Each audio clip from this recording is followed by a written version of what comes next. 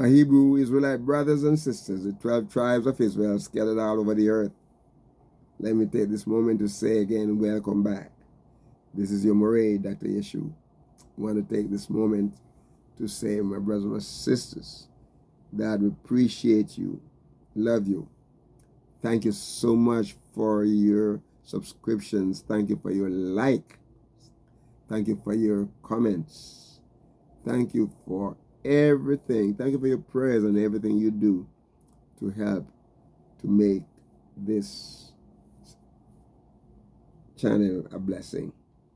And I hope it's a blessing to you also, and that be a blessing to everyone who watch it, everyone who tune into it.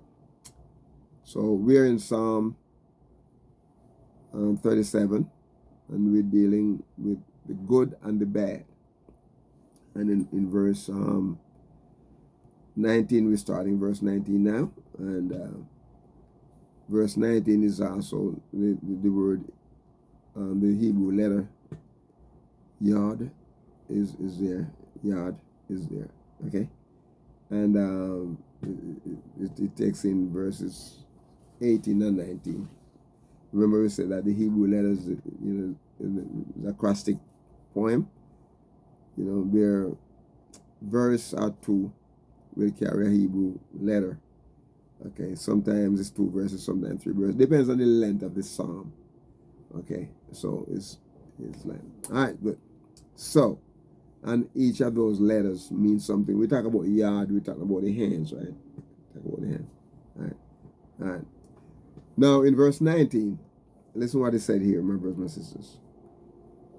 No, if you go back to verse 18, right, where we said, the best thing to do is just go back over there.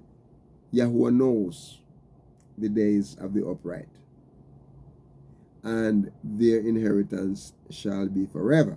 Okay? Now, in verse 19, this is what he said here. They shall not be ashamed. They shall not be ashamed in evil time. Wow. They shall not be ashamed in the evil time.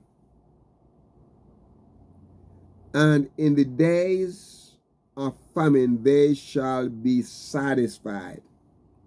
My brothers and sisters, Yahweh knows how to take care of his children. Our Heavenly Father knows how to take care of us. Remember, we belong to him. He called us by name. Praise his holy name. So we are called by his name, Yahuwah. Our Elohim, he knows us. Our Adonai, he knows us, my brothers and my sisters. Praise his holy name. Praise his name.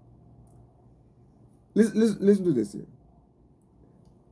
They shall not be ashamed in the evil time. So here, let's look at the word ashamed.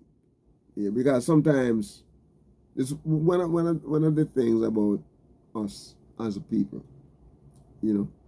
We've been pushed, shoved, dragged. All kind of things happen to us. Yes, my brothers and my sisters, all kind of things happen to us. We suffered in so many different ways. Many of us are still suffering now. Suffering. And sometimes family members suffer, and you have to stand and watch it. You can't do anything about it. All you can do is pray. And sometimes you pray, you act like, it sounds like, well, it's not working out. We just have to just pray and trust the effort.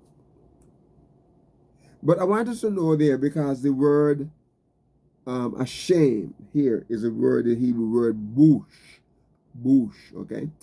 And what it's talking about here, the word bush is to be ashamed. to be ashamed. And the word here is bet, vav, and shin, bush. Remember, aleph, bet. Bet is the second letter of the Hebrew alphabet. Okay? Bush. And here, my brothers and sisters, we see something that Yahuwah said. And it is a promise he made to us. When we walk with him, when we live our lives to suit him, we're living for Yahuwah. You know what? Some bad days. Look, I shouldn't say bad days. No days is bad. But some bad times gonna come. Okay? And my brothers and my sisters, we are not going to be ashamed. Because we're living for Yahuwah. People make you feel bad and people will embarrass you and will say, stop.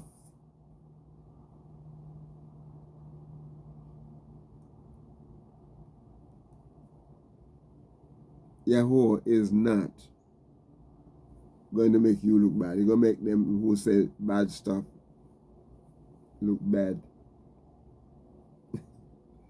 They're the one who are going to look real bad. Let me tell you, I have a lot of stories. I have a lot of experience in life, you know. Okay. I was a student at Jacksonville University some years back. I just came to the United States, basically. Probably I was here just about, you know. Probably, when this incident happened, I was here probably about 10 months. Okay. Anyway, so it was summer holiday, right? It was the summer. And I didn't take any classes during the summer. So I said, let me go, you know, at the time I could work, I have work permit, I could work before I become, you know, naturalized and everything, in permanent residence. So anyway, because I was a part of the Gentile church,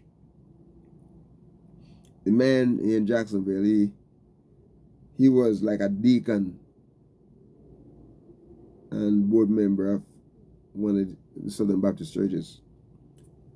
And I told him, I said, so I was looking for some summer work, and he said, yeah, come, work with me. He has a roofing company at the time, and he has 2 trucks that would take out the roofing materials to places, to, you know, housing development. He was selling a lot of, you know, roofing materials, shingles, and, you know, and all kind of thing he was selling. So anyway, there were 2 African American guys that, a matter of fact, you know, he had 3 trucks, just 3 trucks. 2 African American guys would drive one of the truck, and there are 2 Caucasian guys, one on each truck. So sometimes I'm going with one, and sometimes I'm going with the other, and sometimes I'm going without 2 Caucasian guys. Every now and again I get a chance to work with the African American guys. So anyway, we were delivering shingles. It was a Friday afternoon, right about 2:30, and it was drizzling a little bit, you know, like it was going to rain. So I was with this one guy, one of the Caucasian guys. So when you take the shingles, right, they come in packages. And sometimes they're heavy. Because it's stuff mixed with tar and stuff, you know, the material, if you know about shingles, you know, put on the roofing shingles. So I was putting them on the conveyor belt. They said the conveyor belt to go up on top of the building. And then, you know, you send the shingles up, and the people, they had guys working on it immediately right there, something, does something, and they got to get them done. You got to get them done. So I was picking them and setting them, you know. He wanted me to take up two, and I said, no, I can't take up two of them things, they're heavy. And he was up there on the roof, you know. And he was talking bad, he said. So I'm putting them up as much as I can. I'm pushing them up, and then he's cursing at me. And, you know, when you have company, like, you know, a whole lot of you, and, you know, you have a lot of, you know, it seems like you have a lot of power. And he think because all the other guys who were working on the roof, they were Caucasian, and, you know, I was the only black, you know, person there, African, you know, he was cursing at me and calling me, telling me stuff like, you know, man, you need to do this and you need to do that, and you need to, and he was just carrying on. And I say, okay, I'm doing the best I can right now. So if you want to come here and take them and do it, you can do it. But I'm saying I am going to put one at a time. That's what I'm going to do. You can't make me do more than what I'm going to do, because I'm working as fast as I can. Okay? And you know. So he now backing up. And while he was cursing at me, he was backing up, not realizing that he was by the, you know, they had the power, electric line right on top of the house, you know. It was right on top of the roof there. And, you know, where you have it are connected up there. And he ran and he bumped right into it. And that thing, all I heard a boom, you know. And luckily, it was one of those houses that was not very high, you know, the low, kind of pretty low, you know, probably about 12. The lowest part of where it was probably about 12 feet, probably 12, 13 feet down, you know, to the ground. And my brothers and sisters, he think he have all the, and you know what, the guys were laughing, they were laughing, and they were having a grand time laughing because he was cursing at me and carrying on. And guess what? He knocked him off. And he got up, he could hardly drive the truck. To tell you the truth, he was nervous. He was nervous. I was just saying, you know, hey, I was shocked. I was frightened too. You know, I'm glad nothing went wrong with him, because you know, I was a good, you know, couple miles away from home, you know. And my brother and sister, so, you know, sometimes, you know, you try to make people ashamed. You know, you end up being the one to be ashamed. And then guess what?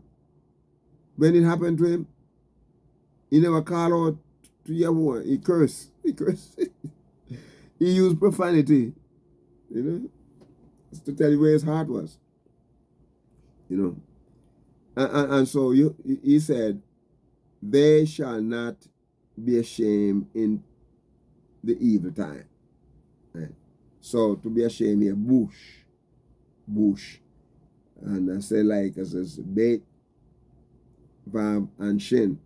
Of course, it has the vowels notations that added to it. Okay? And so what he's saying here is that to be ashamed, this is a cause to put to. You know? Cause to put to, ashamed, to put to confusion. He said, Yahuwah is not going to allow us to be put to confusion. in evil time. And the word here also, the root word, primitive root word properly, it means to pale. That is, by implication, to be ashamed. To be disappointed. Yahuwah is not going to let the upright in heart suffer any disappointment. To be disappointed or to be delayed, He's not going to allow that. He's not going to bring us to confusion. He's not going to let us be confounded. We're not going to become dry. To be ashamed is to become dry. To delay. Good for nothing. No. And sometimes, my brothers and sisters, we got to wait long when we ask Yahweh for something. It's not because Yahweh doesn't see our needs the way we see. Okay? Sometimes what we're looking for is our wants. And He promised that He's going to supply our needs, even though He supplies some of our wants. He said, we will not be put to shame. We will not be confounded. We will not put to confusion. We're not going to become dry. We're not going to sit down and wait for a long time and then He never do anything. He's going to meet our needs, my brothers and sisters. He's going to supply. He's going to meet our needs. Praise be to His holy name. And so, what He said here, they shall not be ashamed in the evil time. I want us to look at the word evil there, because the word evil here, my brothers and sisters, is the word ra. Ra. And the word there, ra, is talking about adversity. Ra. Adversities. And it's resh and ayin, just two consonants. Just two consonants make up the word ra there. And it talk about adversity. Yes, my brothers. It talk about bad, something evil, And so, adversity. You talk about affliction. You talk about bad, something real bad. You talk about something that is calamitous. Oh, this is what a calamity. This is that. You talk about something that is, displeasure. My brothers and sisters, sometimes we're going through issues. Right? And they look like calamity come upon you. Sometimes sickness or, different things come. And then what happens? It causes distress. And the word here, ra, come from another, root word. Ra'a. Ra'a means bad, or still talking about adversity and affliction, a bad calamity, displeasure. You talk about all of that, ill-favored, ill-favoredness. Sometimes you can say a man, or the thing, or something exceedingly great, grief. People going through grief or grievous time, like in wartime. You see people suffering, and it like down. If you look at the news and you see what's going on in Gaza. There's over 28,000 people. 28,000. Can you imagine? 28,000 people. And most of them are children. 28. You talk about grief. Some people lose mother and father. I saw with the kids, they're fixing the meal, and because their mother and father died. And they're like they are on their own, struggling. The auntie and uncle also have their problem too. You know, this is very distressing, my brothers and sisters. Evil time, adversity, and these kids are grieving, great grief, grievous, because they're harmed, my brothers and sisters, get harmed, heavy hearts, you know. And when people going through that kind of situation, they can't look at the other people who fighting them are dropping bomb at them. They can't look at them with any good feeling, you know. And if that happened to you, I'm not sure you can do that either, you know. And so in this case, we have to be trusting Yahweh, because, you know, in Psalm talk about the noisome pestilence, naughty, something naughty. We talk about mischief, mischievous, misery, wickedness, something worthless, wretchedness, my brothers and sisters, you know, something that's wrong, you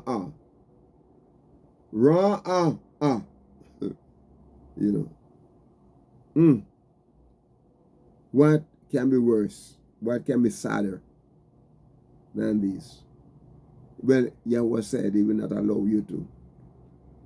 And if that happened to you, my brothers and sisters, it means that he has something that he's teaching you. But he said, they shall not be ashamed in the evil time. Time here is the word eighth. And it means, you know, time. Eighth is Yod and, sorry. It is Ayin and Tav. Ayin and Tav. Eighth. You know, and it has the underline, and then there it has the vowels that, you know, go with the verb. Eighth, talk about time. It talks about always, certain time, continually, evening, long, morning, due season. You know, long time as, you know, add time, you know, now, when, etc. Continually, certain time, evening time, long time, due season. You know, noontime, noontide, meal time, harvest time, whatever time. You know, he said, in the evil time. And I want you to notice here, and in the days of famine, listen to this, my brothers and sisters, and in the days of famine, what will happen here? They shall be satisfied. And in the days of famine, they shall be satisfied. And the word satisfy here is Saba. Saba or Sabi. Yeah. And it is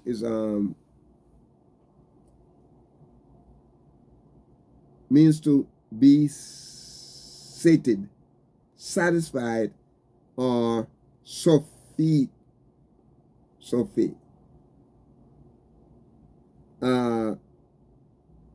It is the word sin,